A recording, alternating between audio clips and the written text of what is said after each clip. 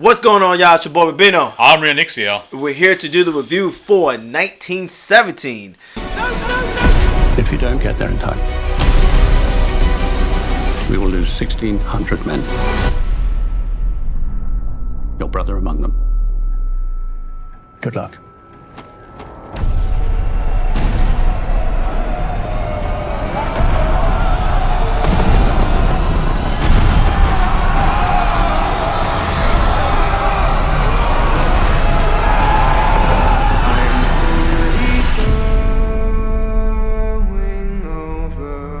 This was a very exciting movie.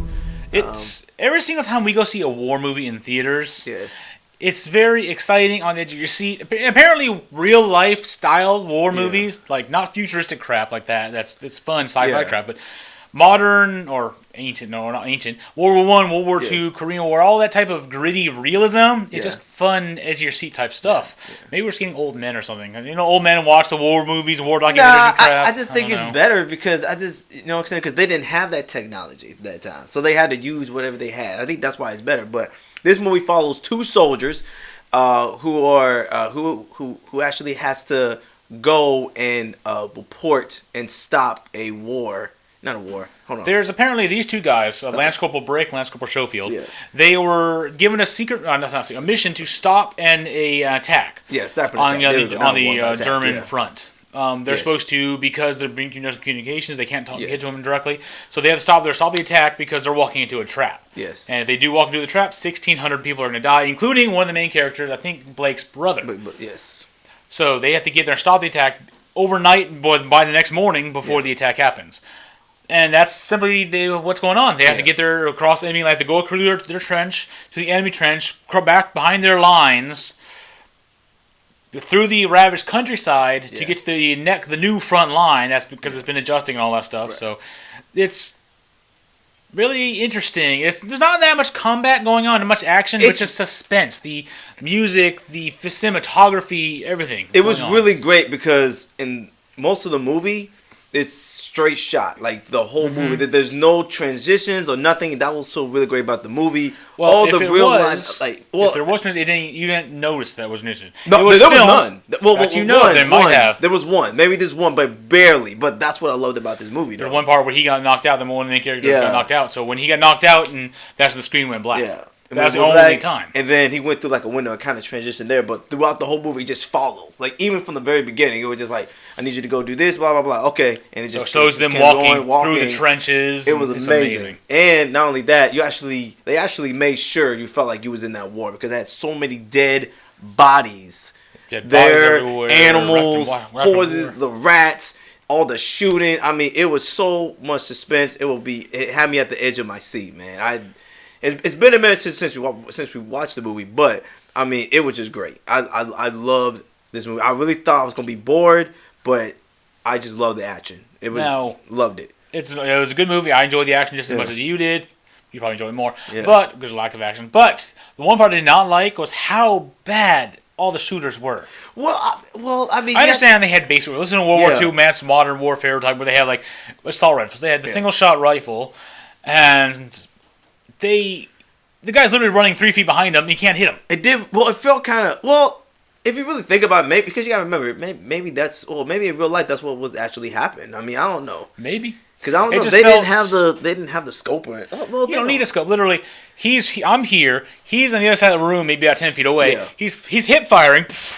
Shot there, shot there, shot there. It's like, how are you that bad at shooting? Well, there was a couple real close shots. Like, I really thought he was going to die. That were real close shots. Which is really bad, because at that point, he's standing still. Why can't you hit the dude? Yeah. He's standing still, just taking a cigarette, just sitting there, looking around like, what's going on? Ding! You see rock the buns behind him. It's like, how'd you miss? He wasn't moving. I know it's the main character. I don't want him to die, but... Yeah.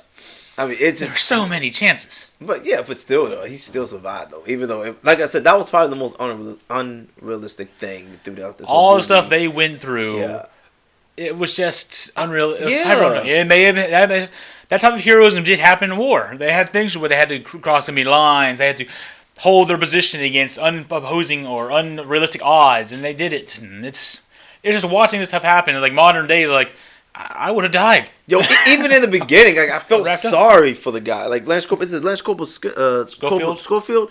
I mean, in the beginning, he get poked with the wire. Yeah. He's holding the barbed wire wrap over the guy. It wraps up in his hand. He cuts his hand. He falls into this little ditch. Falls into some dead body. His hand falls into the dead body. I'm like, oh, well. He's infected with something He's going to be infected. He's wrapping around. I mean, and he's doing all this for a guy that chose him to help him with the mission. To be fair, Lance Corporal Blake thought he was picking for something easy. Go back and get food or something. He wasn't going on a suicide mission.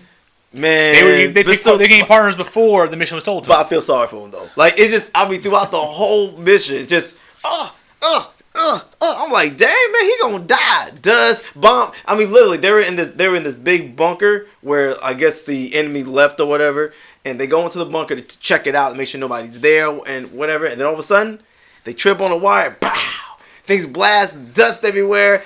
Now he's just insurmountable odds going on there. He should have been dead. What did you think of the music? Amazing. I love the music. It was very suspenseful.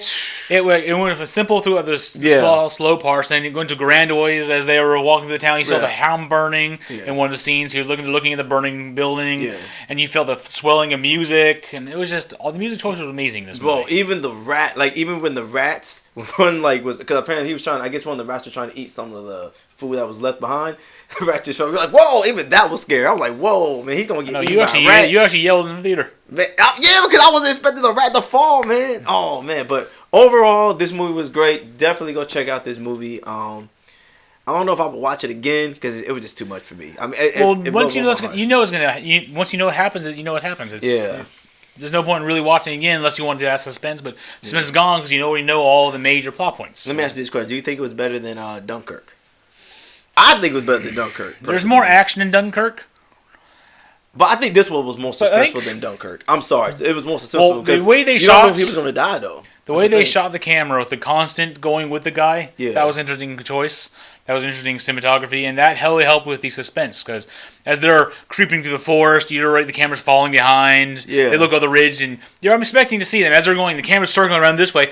On the ridge over there, see someone staring at them and pointing a gun or something. I don't know.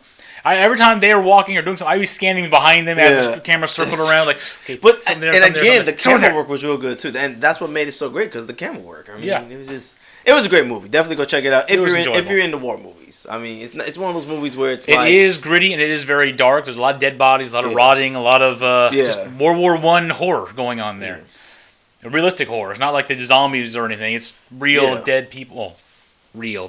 I know it's fake movie stuff, but it looks like a real dead person. But they did a good job with it, though. Yeah. They did a real good job really making sure they showed dead bodies. I wonder if they actually just got the horrors of war, man. I wonder if they were dummies or actually real people. I'm pretty sure they're probably fake. Man, I would love if they would have said, "Hey, we need a couple." Like just think about, "Hey, we need to put some paint on you and put you in barbed wire. Just sit there for a while." I think it'd be so funny. It's like, you're here for your acting job. All right, what are we doing? You're gonna play a dead man. You're gonna be dead man number 47. All right, you put makeup and lie right over there. You're done. That's it. That's what I did. Yes. That's it. Hey, you gotta start somewhere, I guess.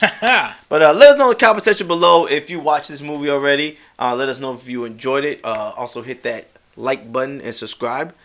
And that's pretty much it. So if you're watching this on my channel, man, go check out my boy Real Nick Show, man. He does the same thing I do, man. Movie reviews, trailer reactions, and so forth. Also check out Fear by Gaming. We play games on there. Pokemon, of course, we started on that. Hopefully we get to it soon. And he also has Jedi Fallen coming soon. So definitely check that out. Fallen Order? Jedi Fallen Order, my bad. Jedi Fallen Order. And if you're watching this on my channel, go check out Rubino Entertainment and Rubino, 90s Rubino. Yes, 90s Rubino. He changed his name randomly. Yeah. Rubino Entertainment, of course, does movie reviews, trailer reactions, same stuff we do over here. Whereas 90s Rubino goes back to his childhood, looking at anime and cartoons and that nostalgia inspired him to become the man he is today. So go check out both those channels there. Finally bought some stuff so I can find my he's treasures. Doing some reveals and some Rubino's treasures again. Yes, finally. It's about time. I had to buy some stuff finally. So. Good. Also, holidays are over. It's time to get back in that train, man. Yes. All right. So I'd like to thank you for watching this movie review. See you next one. We do. Bye. Peace out.